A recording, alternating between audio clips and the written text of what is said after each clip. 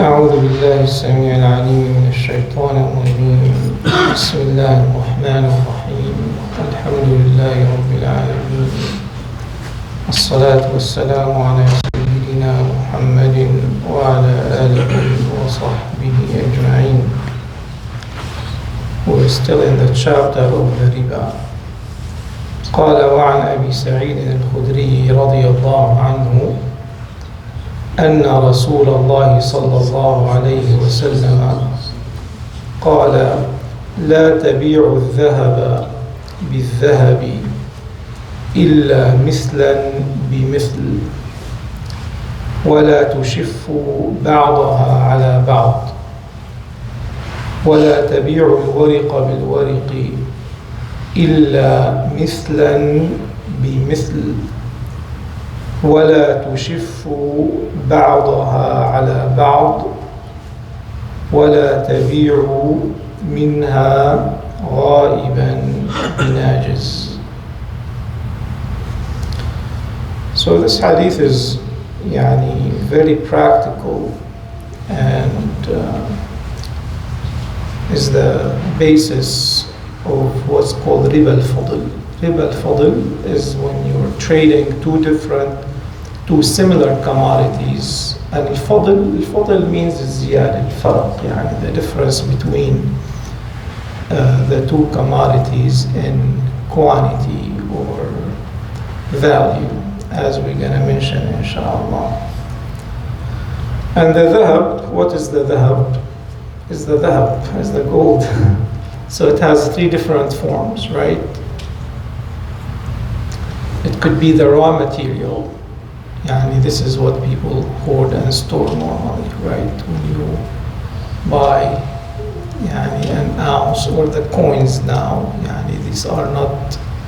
these are considered the raw material.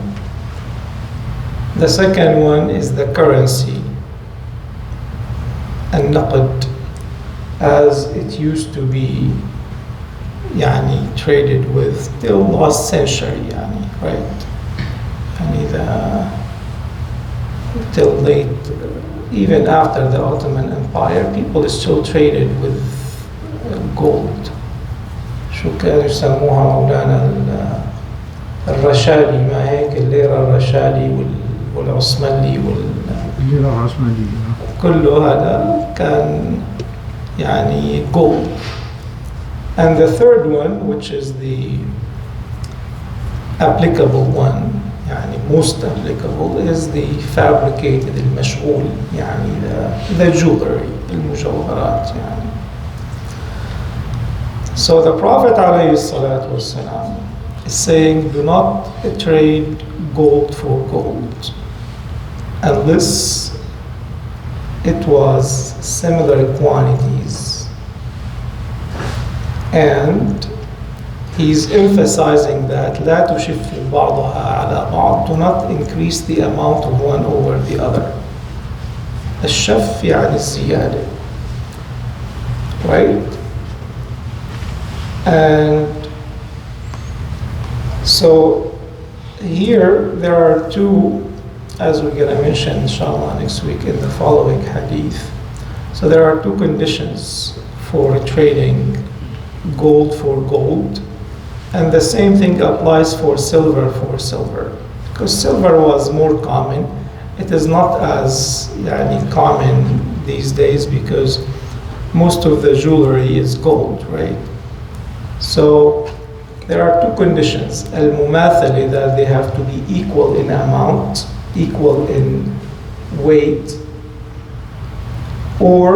and the second one, what they say, al-muqabada, you have to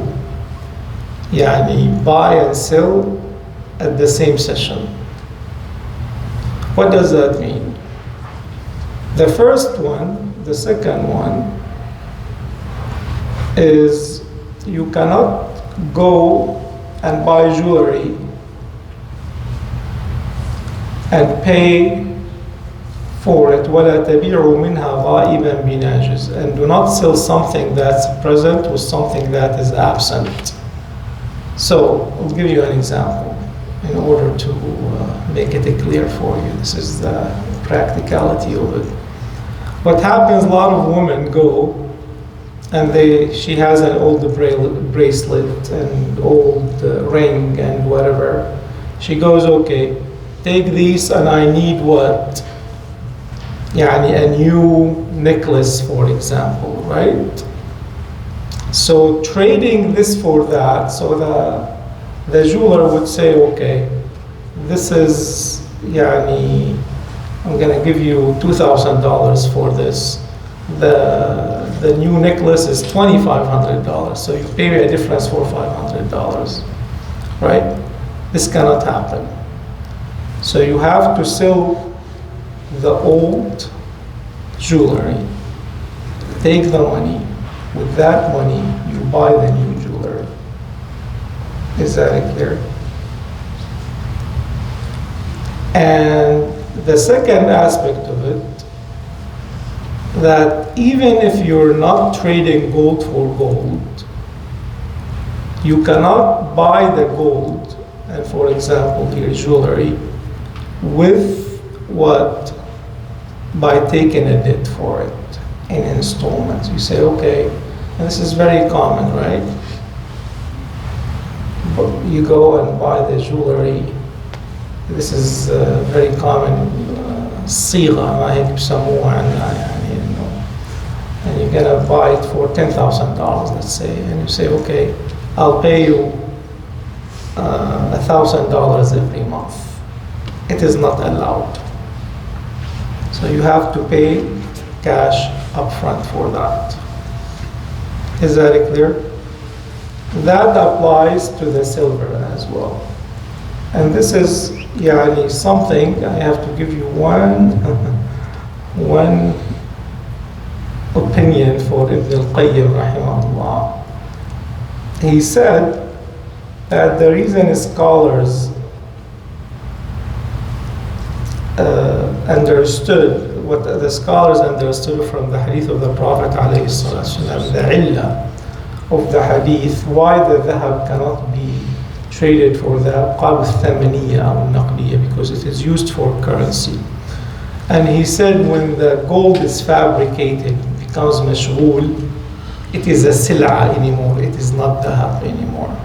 So then you can buy it with a debt, buy it with a loan. And this is, yani, will give you an ease out for those who do these practices. But جمهور أهل العلم, the majority of the scholars, على التحريم وعلى أنه ربا الفضل فلا يجوز. So the hadith is clear now, inshallah, before we take questions. So, inshallah. What's the question now? So share that in the first condition, when you go and you have jewelry and you ask for the value and the person says $5,000, so you have to take that $5,000 physically. You cannot say, well, this is $5,000, that's your money, it's a credit, add another $5,000 and... You have to take the money. And that's why in many markets there is an agent who does this transaction for you. Yani, as we mentioned, according to just yani, a different opinion for Ibn al-Qayyim and Shaykh al-Islam, and that it is okay, but this is not madhab al-jumhur, this is not the majority of the scholars' opinion. So if someone wants to make sure it's 100 clear kosher and to pure halal, this is the way to do it. You either go to a jeweler, sell him what you have, go to his neighbor and buy what you need, or you have to, there has to be yani, physical acquisition of that value, then you buy. But this trade-in is not allowed. If I understand correctly, it's to separate the transaction. That's the two key separate point. transactions. Two separate transactions there has to be. And that's why I'm saying this is very common in practice. So what would be the hikmah for, I know it's the command of The hikmah, the next hadith will talk more about يعني what they call الأموال الربوية. There are 6 different يعني types of monies that the Prophet ﷺ mentioned. As we're going to mention, the gold, the silver, the dates, the salt, the barley, and the grain. These are 6 you cannot trade in back and forth unless they're equal in amount and there is, al-muqabala, meaning that you acquire the value in the same session. We'll talk about, it's very complicated hadith. This is why I'm not going to read it today because it's going to take a long time to explain, inshallah. But because we already said it today, by separating the transactions, you're not committed to do the second transaction, so you've guaranteed equality. Right. So the value has to be right, because if you're trading the same commodity, you're not giving your worth value. It is not fair transaction. So like if you're trading certain type of dates for a better type of dates, and you're saying, okay, I'm going to give you 2 sa' of this, give me 1 sa' of that. That's not the fair value. So there is deception, basically. And then the sa'ib, the jeweler, is going to tell you, well, what they say normally, the fee of work, right? The fabrication fee is going to be $500. No, calculated separately as opposed to mixing the transactions together. Does that make sense? And this, this beyond truly doing it's justice in one session, because literally there are people wrote books about what you're saying, why the Prophet ﷺ did that. So we will try to shed some light, and it's very interesting actually. It will become clearer as we discuss the following hadith, inshallah. Doctor, everything we're discussing now is when I give the jeweler gold to take gold, right? Right? I'm not giving him dollars. I'm not giving him, I'm giving him gold. فإذا اختلفت هذه الأثمان فبيعوا كيف شئتم إذا كان يدا بيد.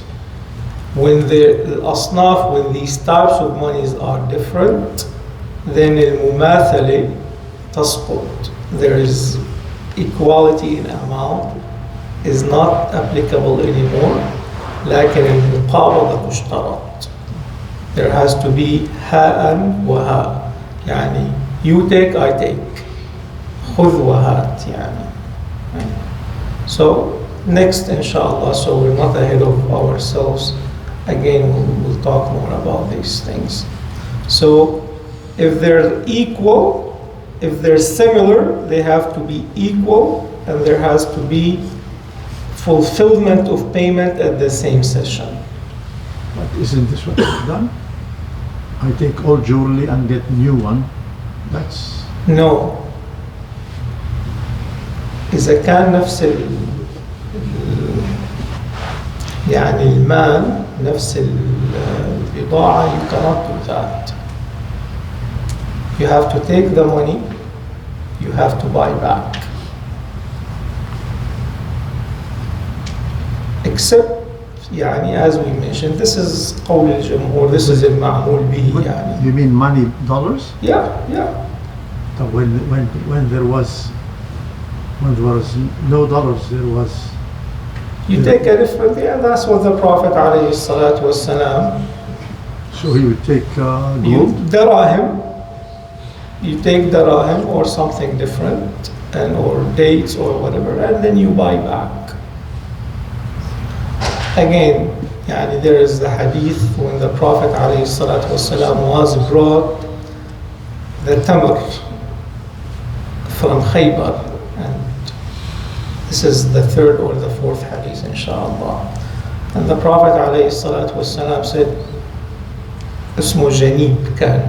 He said, every tamr, every dates in Khaybar is like that. No, the guy is wanting to bring the Prophet ﷺ good quality of tamr, of dates. So he told them, no, but we exchange 1 sa' for 2 sa'. So the Prophet ﷺ said, بيع التمر بالدراهم واشتري بالدراهم ما شئت. So you exchange it for a third, يعني independent currency. And this is one of the things the Prophet ﷺ, they said, one of the economists says, this is moving the market basically, and not relying on direct exchange and using currency as a replacement for it. So you have to make a separate transaction, different commodity, different type of money, and go back to what you need.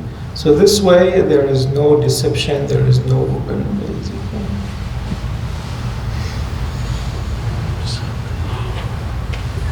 وصلى الله على سيدنا محمد وعلى آله والحمد لله رب العالمين.